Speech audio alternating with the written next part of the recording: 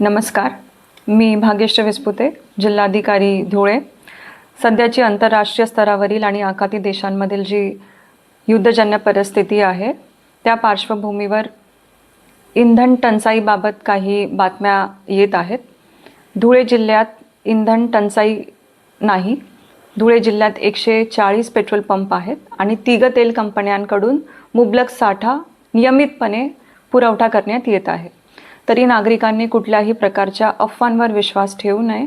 Petrol पंपांवर जी गर्दी करण्यात येत आहे ती करू नये.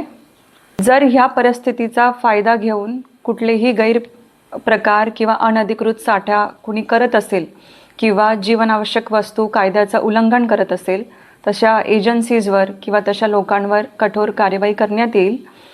आणि सुरक्षितेच्या कारणास्तवसुद्धा कोणीही प्लास्टिकच्या बॉटल्समध्ये किंवा कंटेनर्समध्ये या गोष्टींचा साठा करू नये.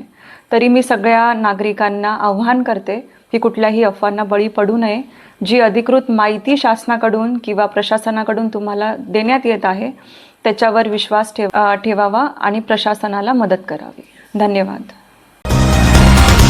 जनतेच्या नेतृत्वाचा नायक फक्त बाबा नायक.